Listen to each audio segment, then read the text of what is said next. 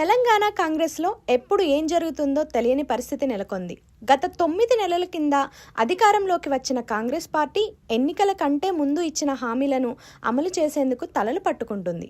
ఇలాంటి నేపథ్యంలో తెలంగాణ ముఖ్యమంత్రి రేవంత్ రెడ్డికి వ్యతిరేకంగా కొంతమంది పావులు కదుపుతున్నారట. ఎలాగైనా రేవంత్ రెడ్డిని సీఎం పదవి నుంచి అసలు సిసలైన కాంగ్రెస్ వాదులు ముఖ్యమంత్రి కావాలని కొంతమంది ప్లాన్ చేస్తున్నారట. అయితే ఇలాంటి నేపథ్యంలో కోమటిరెడ్డి రాజగోపాల్ రెడ్డి తన మనసులో మాట చెప్పేశారు.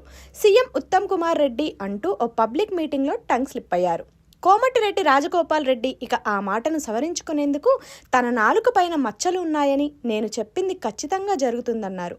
అతి త్వరలోనే తెలంగాణ ముఖ్యమంత్రిగా ఉత్తమ్ కుమార్ రెడ్డి కాబోతున్నారని కూడా బాంబు పేల్చారు. కోమటిరెడ్డి రాజగోపాల్ రెడ్డి ఆ సమయంలో తెలంగాణ మంత్రులు పొంగులేటి శ్రీనివాసరెడ్డి, ఉత్తమ్ కుమార్ రెడ్డితో పాటు పలువురు ఎమ్మెల్యేలు కూడా ఉన్నారు.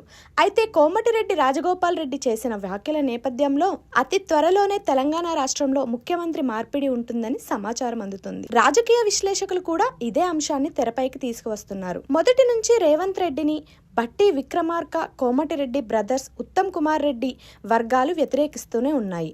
రేవంత్ రెడ్డికి తప్ప ఎవరికైనా ముఖ్యమంత్రి పదవి ఇవ్వాలని ఈ ముగ్గురు సోనియా గాంధీకి మొదటి నుంచి చెబుతున్నారు. రేవంత్ రెడ్డి వల్ల కాంగ్రెస్ ప్రభుత్వానికి తీవ్ర నష్టం ఏర్పడుతుందని కూడా వీళ్ళు మొదటి నుంచి వాదిస్తున్నారు.